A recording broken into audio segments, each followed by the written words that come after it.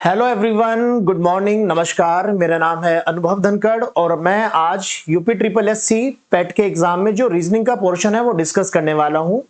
UP government ने अभी 6 सितंबर 2025 में 2 शिफ्ट में ये पेपर कराया था और हर शिफ्ट में रीजनिंग के 5-5 क्वेश्चन आए हैं। ठीक है, तो चलिए हम डिस्कस करते हैं रीजनिंग वाला पोर्शन। और पीडीएफ के लिए आप ये टेलीग्राम पे चैनल ज्वाइन कर लीजिएगा। ये पहला क्वेश्चन है। इसमें कह रहा है 2994 को यदि हम 14.5 से भाग दें तो रिजल्ट 172 आता है। इसी तरह से 29.94 को यदि 1.45 से भाग देंगे तो रिजल्ट क्या आएगा। तो ये एक तरह से कोडिंग फॉर्म में लिखा हुआ है। ठीक है, अब देखो यहां और यहां में ना आप देखोगे 2994 डिजिट्स वही है, डेसिमल का हेरफेर है बस 145।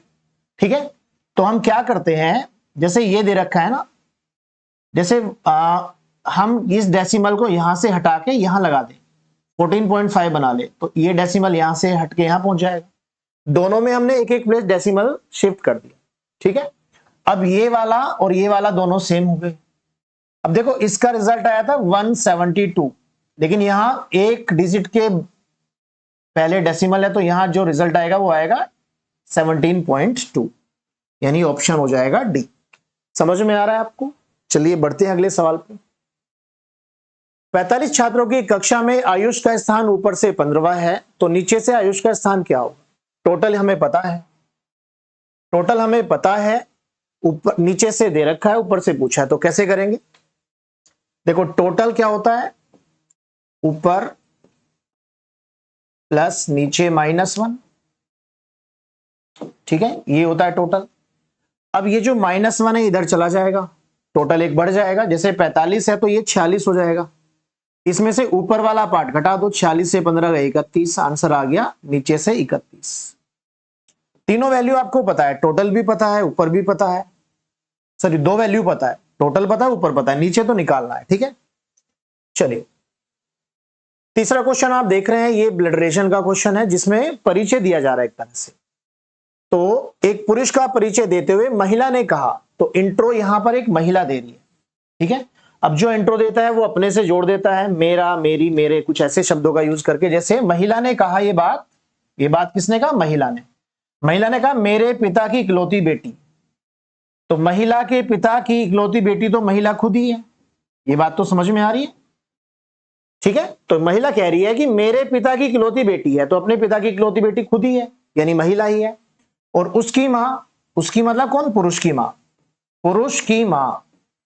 की मां कौन है, मेरे पिता की इकलौती बेटी, और अपने पिता की इकलौती बेटी कौन है, महिला। तो पुरुष की मां ये महिला ही हो गई। ठीक है, तो पूछा है वह पुरुष उस महिला से किस प्रकार संबंधित है। महिला मां है तो ये बेटा है। बात समझ में आ रही है आपको? चलिएगा, क्वेश्चन नंबर 4 आप देख रहे हैं, कैलेंडर का सवाल है। 1 जनवरी 2001 को सोमवार था, तो 31 दिसंबर 2001 को क्या दिन होगा। ये बहुत तरह से आप कर सकते हो क्वेश्चन को, और डेज से भी कर सकते हो, कंडीशनल से भी कर सकते हो, और एक रिजल्ट आपको याद है तो डायरेक्ट भी हो जाएगा। इसमें कुछ नहीं पता। देखो रिजल्ट क्या होता है डायरेक्ट। देखो साधारण वर्ष में क्या होता है, साधारण वर्ष, ऑर्डिनरी ईयर का रिजल्ट क्या होता है, फर्स्ट डे और लास्ट डे सेम होता है। First day last day same है, यानी पहला दिन और अंतिम दिन सेम होता है।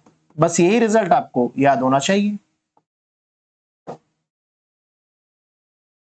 अब जैसे 1 जनवरी है तो ये तो पहला दिन है ना, किसी भी वर्ष की शुरुआत तो 1 जनवरी से ही होती है, और 31 दिसंबर ये अंतिम दिन है।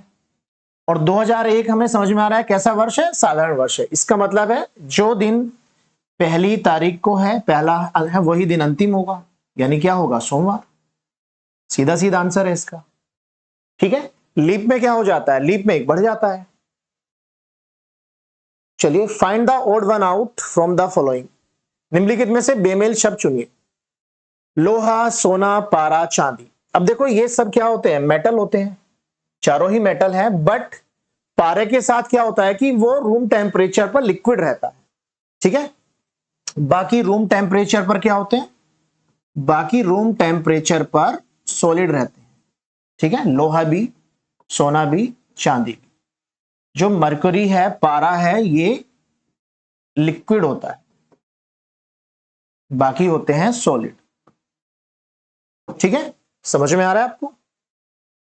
चलिए, ये सेकंड शिफ्ट का पहला क्वेश्चन है रीजनिंग का, ठीक है, सीरीज का क्वेश्चन है।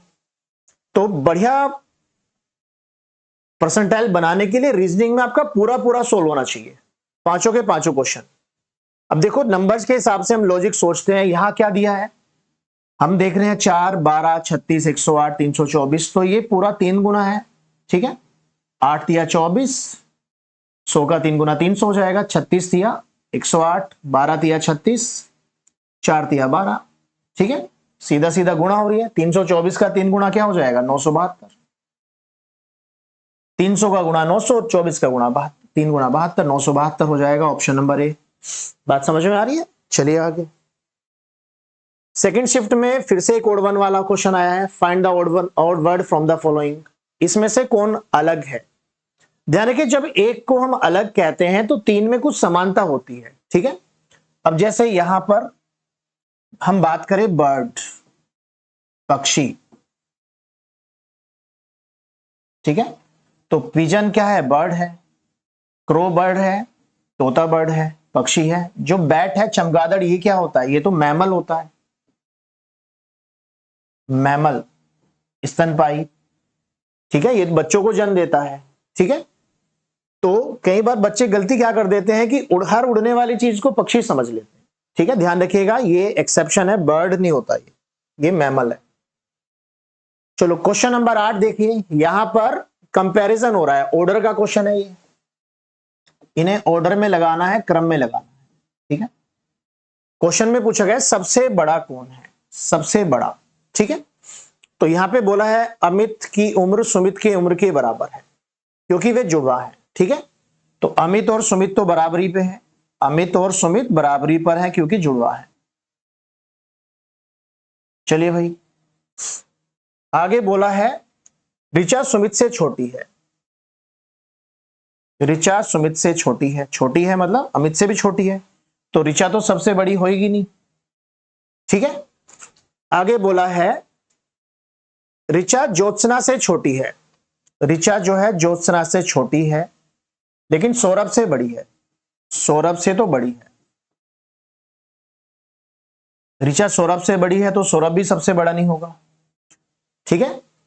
सुमित ज्योत्सना से छोटा है, सुमित ज्योत्सना से छोटा है, तो ज्योत्सना सबसे बड़ी है। फिर सबसे ऊपर किसका नाम आ जाएगा, ज्योत्सना का। अमित भी नहीं होगा, क्योंकि अमित और सुमित तो बराबरी पे है। तो आंसर क्या होगा इसमें, ज्योत्सना। समझ में आ रही है बात? ऐसे ऑर्डर आप लगा सकते हैं इसको। चलिए क्वेश्चन नंबर 9। यहां घड़ी से भी क्वेश्चन पूछा गया है, कैलेंडर से भी क्वेश्चन पूछा गया है, नंबर सीरीज से भी आया, ब्लड रेशन से भी आया और क्लासिफिकेशन से भी आया। चलिएगा, घड़ी का क्वेश्चन है। एक सही घड़ी की मिनट की सुई 2 घंटे और 20 मिनट में कितनी कोणीय दूरी तय करेगी? How much angular distance will be covered by the minute hand of A correct clock of 2 hours 20 minutes। अब आपको मिनट की सुई की जो है ना चाल पता होनी चाहिए। आपको पता है जो मिनट वाली सुई है, मिनट वाली सुई वो किस चाल से घूमती है, बस ये आपको पता होना चाहिए। 1 घंटे में 360 डिग्री, पूरा एक चक्कर घूम जाती है, और 1 मिनट में 6 डिग्री, ठीक है। अब यहां 2 घंटे 20 मिनट का पूछा है, 2 घंटे 20 मिनट का पूछा है, तो चाहो तो पूरा मिनट बना लो। 2 घंटे में 120 मिनट और 20 मिनट, ये 140 मिनट हो जाएगा, ठीक है। ये अलग अलग कर दो। 1 घंटे में 360 है तो 2 घंटे में 720 हो जाएगा। 1 मिनट में 6 है तो 20 मिनट में कितना, 120, टोटल हो जाएगा 840।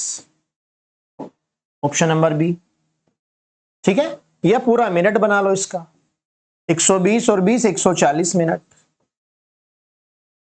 अब 1 मिनट में 6 डिग्री है तो 140 में कितना, 140 गुणा 6, 14 6 84। बात तो वही है ना, समझ में आ गया आपको? बस मिनट की सुई किस गति से घूमती है वो पता होना चाहिए। ये क्वेश्चन ब्लड रिलेशन का है।